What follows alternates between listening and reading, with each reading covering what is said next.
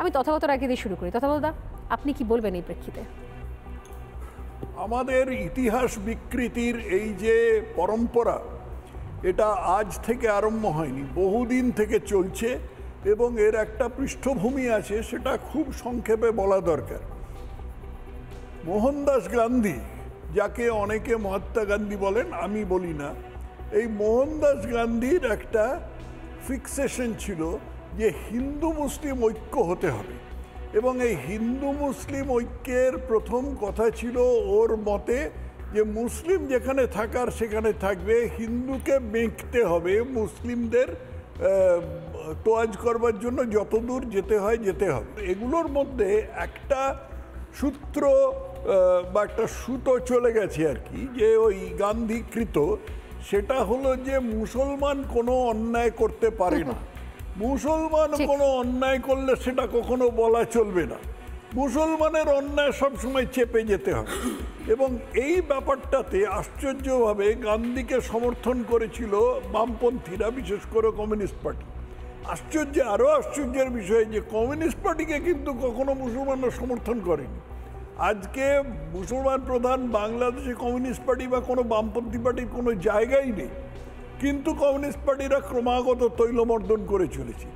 এই যে সূত্র, অর্থাৎ মুসলমান কোনো অন্যায় করতে পারে না, মুসলমানের অন্যায় কিছু বলা যাবে না, এইটার থেকে আমাদের ইতিহাসের বিকৃতি শুরু।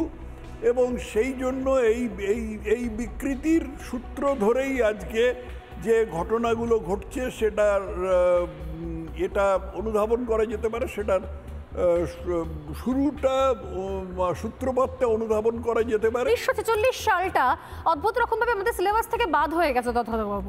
মানে 1947 সম্পর্কে কিচ্ছু নেই। 47-এ দেশ স্বাধীন হয়ে গেল, তার আগের বছরটা কি চলেছিল পূর্ববঙ্গে এবং আমাদের পশ্চিমবঙ্গে, এখন যদি ভাগ ভাগ করা হয় তাহলে বিভিন্ন জায়গায়, নোয়াখালীতে বা কলকাতায়, সেই বিষয়টা আমাদের ইতিহাস বইতে ছিল না।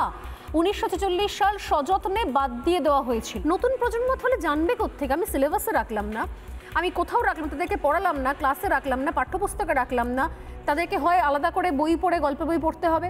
এখন তো প্রত্যেকে ইংলিশ মিডিয়ামে পড়াশোনা করছে, কোনো জানার জায়গা নেই, এবং সিলেবাসে রাখা হচ্ছে না।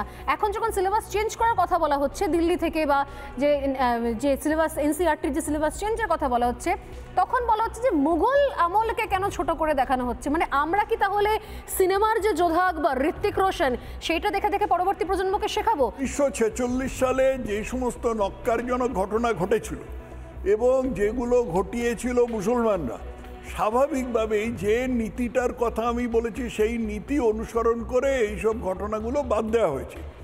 1946 সাল আমরা কেউই দেখিনি, এরা তো কেউ জন্মায়নি, আর আমার তখন 1 বছর বয়স, অতএব আমার দেখার কোনো সুযোগ নেই। কিন্তু 1946 সাল সম্বন্ধে যে বইগুলো আছে সেগুলো আমি একটু করে বলছি, একটু নাম করে বলছি। স্ট্যানলি ওলপার্টের Jinnah of Pakistan, Stanley Wolpert বিশ্ববিখ্যাত ঐতিহাসিক, তার জিন্নাহ অফ পাকিস্তান।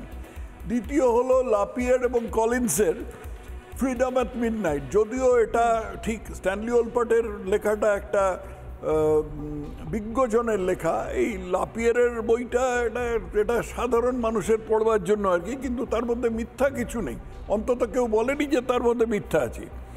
বাংলা বইয়ের মধ্যে আছে অশোক মিত্র 3-20-10, অত্যন্ত সুপাঠ্য এবং অত্যন্ত প্রয়োজনীয় লেখা। এটা কোন অশোক মিত্র? আমাদের যিনি ছিলেন, মানে একটা এমনি চালু কথায় বলা হয়ে থাকে ফর্সা অশোক আর কালো অশোক। এই ফর্সা অশোক, না আমি কোনোভাবে করছি না, আমি নিজেও কালো। তো ফর্সা অশোক ছিলেন এই একজন আইসিএস অফিসার, যিনি পরবর্তীকালে লোক গণনা কমিশনার হয়ে রিটায়ার করেছিলেন। আর কালো অশোক ছিলেন পশ্চিমবঙ্গের অর্থমন্ত্রী কিছুদিন। তার তিনি বিখ্যাত একটি উক্তির জন্য যে আমি ভদ্রলোক নই, আমি কমিউনিস্ট। কিন্তু এই ফর্সা অশোক মিত্র, তিনি তখন রাষ্ট্রযন্ত্রের ভেতরে থেকে আইসিএস অফিসার হয়ে যেরকম চেহারাটা দেখেছে, সেটা তিনি এই 3-20-10 বইটিতে লিপিবদ্ধ করেছেন। এবং এইটি আমি মনে করি যে যারা এই ব্যাপারে ইতিহাস চর্চা করতে চান তাদের কাছে অবশ্য পাঠ্য। এছাড়া আরও বই আছে ভবতোষ দত্তের 8 দশক। ভবতোষ দত্ত একজন বিখ্যাত অর্থনীতিবিদ এবং সর্বজনমান্য মানুষ। এবং একটা জিনিস, ওই যে স্ট্যানলি ওলপার্ট, লাপিয়ের, কলিন্স, অশোক মিত্র, ভবতোষ দত্ত, এদেরকে কিন্তু বিজেপির লোক বলে কেউ অপবাদ দেয়নি। কখনো কেউ বলেনি যে এরা স্ট্যানলি ওলপার্ট বিজেপির লোক। তা সত্ত্বেও উনি যেটা লিখেছেন সেটাকে তো পড়তে হবে, সেটা পড়ে জানতে হবে।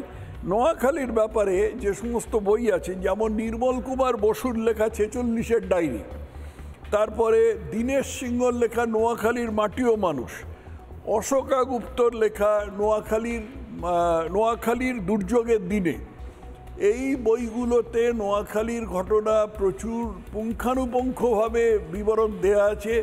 সেখানে নোয়াখালীর ঘটনা বিশ্ববিখ্যাত হয়েছিল, কারণ সেখানে গান্ধী গিয়ে ক্যাম্প করেছিল এবং গান্ধী গ্রামে গ্রামে হিন্দুদের আধপোড়া বাড়িতে ঘুরে বেড়িয়ে তাদের বলেছিল যে না না, তোমরা মুসলমানদের প্রতি কোনো রকম হিংসা পোষণ করবে না।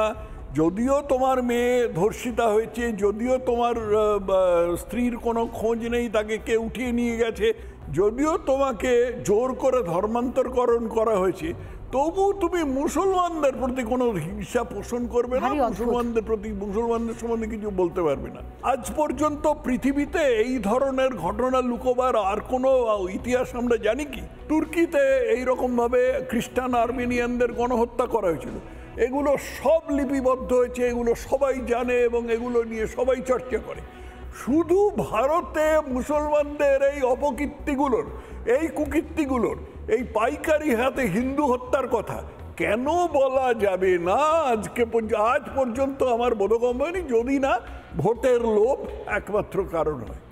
নানা ধরনের কন্টেন্ট দেখার জন্য লাইক করুন, শেয়ার করুন আমাদের ফেসবুক পেজ, সাবস্ক্রাইব করুন আমাদের ইউটিউব চ্যানেল। পাশাপাশি অন্যান্য ব্রেকিং নিউজের জন্য অবশ্যই চোখ রাখুন রিপাবলিক বাংলায়।